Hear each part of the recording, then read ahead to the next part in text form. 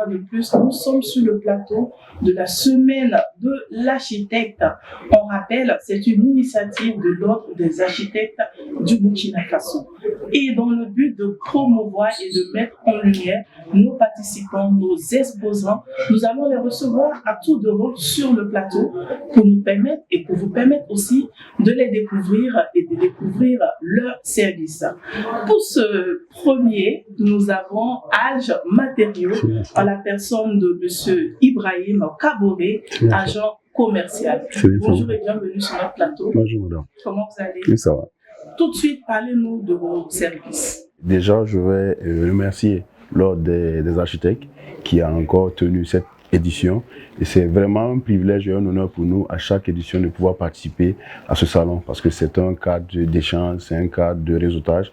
Voilà. Donc, pour revenir au groupe Age Matériaux, je dirais que c'est un groupe qui a au moins 50 ans d'expérience dans le domaine de la production, la transformation et la commercialisation en fait de matériaux de construction. Age Matériaux regroupe en fait 3 structures. Age Industrie, qui est cette entité-là qui transforme et qui produit en fait les matériaux de construction comme le fer à béton, la tôle et la peinture. Et il y a Age Matériaux en fait qui s'occupe d'importer les matériaux de construction comme les poutrelles que l'on ne peut pas produire ici. On est obligé en fait de faire venir de l'extérieur. On a le centre commercial.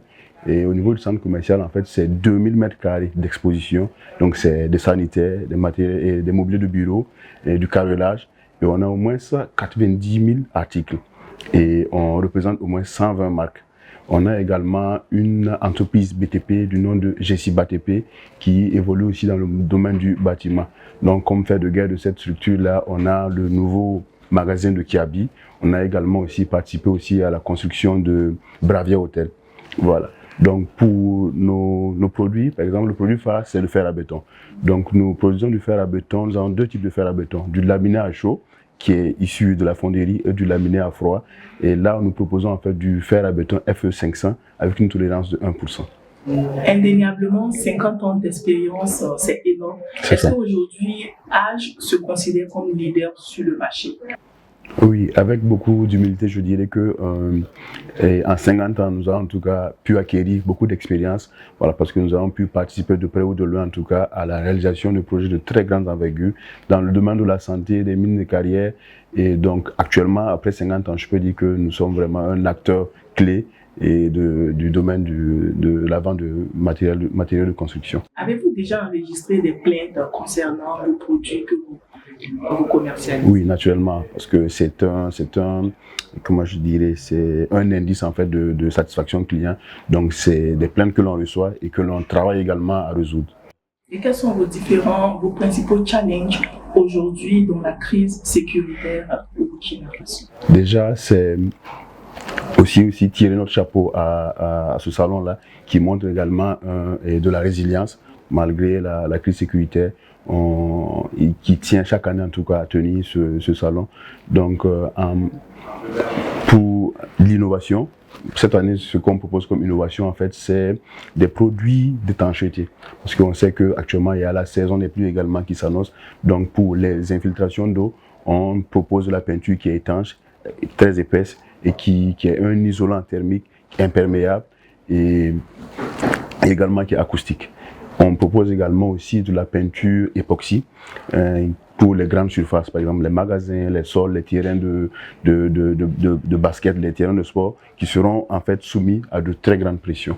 Est-ce que la crise sécuritaire a un impact sur le chiffre? Beaucoup, parce qu'en fait, on avait beaucoup de consommateurs qui se retrouvent en fait dans les provinces et que actuellement, c'est-à-dire leur activité commerciale même est impactée. Donc ça fait que nous aussi, par ricochet, on n'arrive plus en fait à vendre. Je peux peut-être prendre l'exemple des tôles ondulées. C'est vraiment des tôles qui étaient vraiment prisées par les localités dans les provinces. Mais actuellement, bon, avec le défi sécuritaire, ça fait qu'on n'arrive plus en fait à atteindre ces différentes zones-là. Et on espère vraiment Inch'Allah que dans le très bref délai que l'on puisse.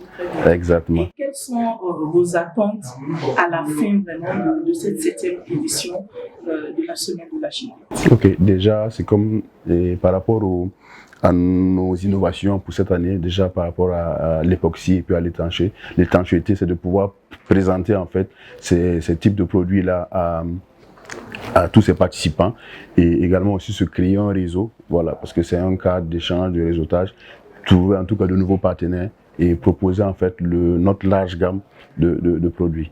D'accord, voilà. C'est la fin de cet entretien.